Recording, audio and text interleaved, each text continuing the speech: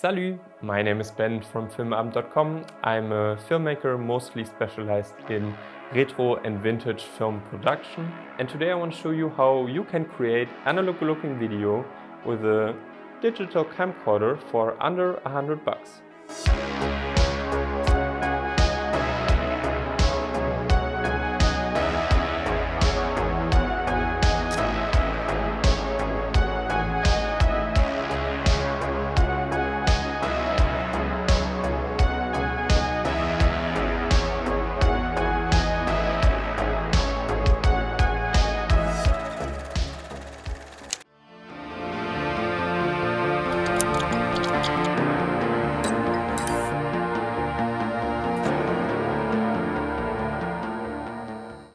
So I'm filming a lot with mini DV and high-8 cameras, and I found the process of transferring all your footage captured on tape to your computer, converting your tape into digital video, to be very painful and time-consuming. There's a lot of adapters you need to buy to transfer your tape footage to your computer, and I'm actually having a lot of issues transferring tape footage to Windows machines, which is also a bummer.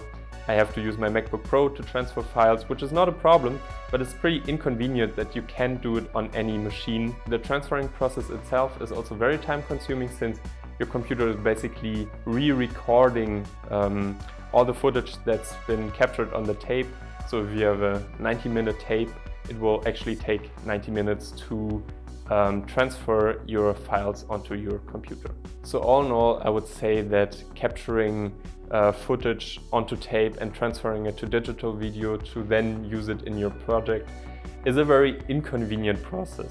Even though I personally love mini DV and high-8 video and I use it in a lot of my projects, I was just wondering if there's any way to recreate kind of the same image that you get out of these cameras with a digital camera. So the research took me a while, and I actually had a very hard time finding images out of digital cameras, especially camcorders, that I found aesthetically pleasing and that I found to be somewhat like tape video. Until I stumbled across the Sony SX30 or SX30E.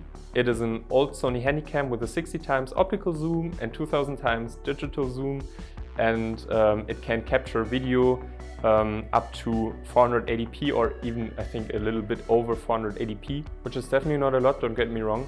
But in this case we actually want the lower resolution to help to give the video a more analog feel. If you would record with a higher resolution camera, you would have to eventually downsample the resolution anyways, otherwise you won't get the same kind of look that you get with these analog cameras. The SX30 is extremely easy to use. You just open the integrated lens cover, flip the screen open, and it automatically turns on, and you're good to go, since it's autofocus only, and you're immediately ready to shoot. And when you're done shooting, you can just transfer the footage via USB to your computer and you're ready to edit. The camera captures the footage on a Sony 4GB Pro HD memory stick, which you actually never need to remove since you got the option of transferring files via USB. I personally actually don't own a device that can still read these memory sticks, so the option of USB is super convenient to me. The SX30 uses NPF H30 batteries from Sony, which are super small and give you about 90 minutes of runtime. I actually only own one battery, which is more than enough for all that I'm doing with the SX30. But if you happen to get the camera without a battery, or if you actually need an additional battery, I'm gonna link them down below. They're actually still available on Amazon. I will also provide a link down below to the Sony 4GB memory sticks if you happen to need one of those. The SX30 itself can be found on numerous reselling platforms like eBay or Craigslist. Since I'm living in France, I bought it off Le Bon Coin, which is basically a Craigslist equivalent. If you purchase the camera from one of the reselling platforms, it should cost you from 80 up to 130 bucks, depending on which accessories it comes with and which condition it's in. Since a lot of these models are pretty beaten up, and I would definitely watch out for that. I would suggest that you go pick the camera up if you want to make sure that it's working. The image stabilization of the camera is actually pretty good, so you can actually make use of the 60x optical zoom. I happen to use it a lot on my projects, and I'm going to give you some samples of how that looks like.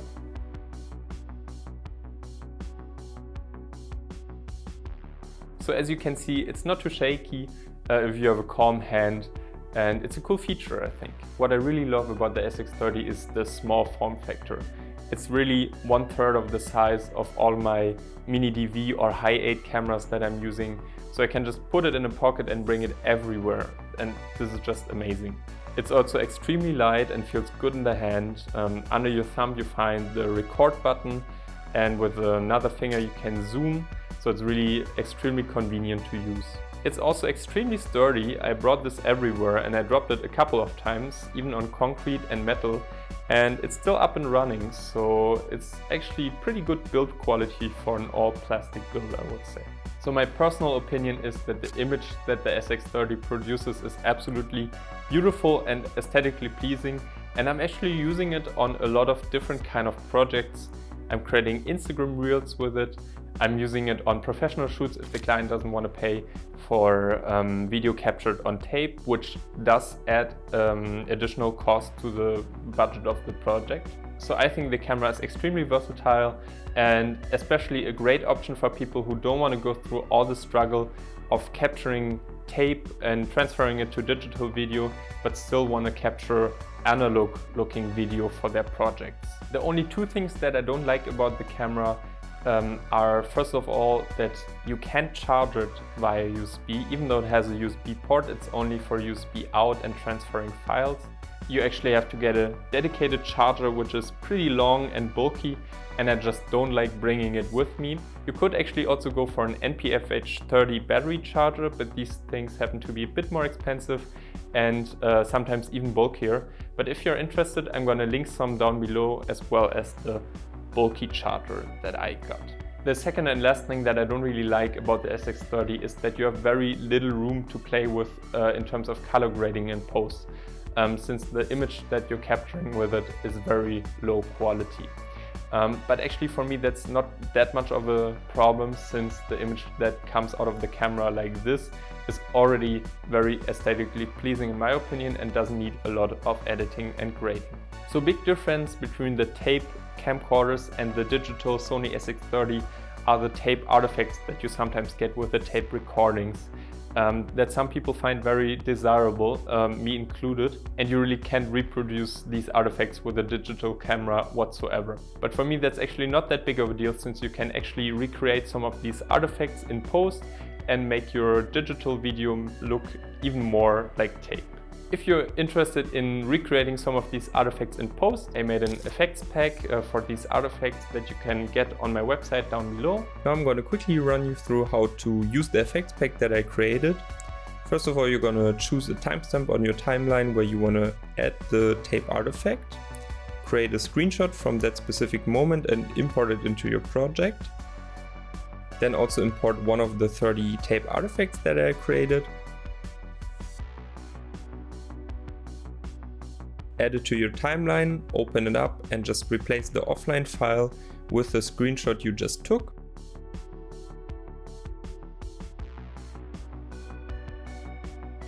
And you're done. Go back to your timeline and the tape artifact has been added to your project.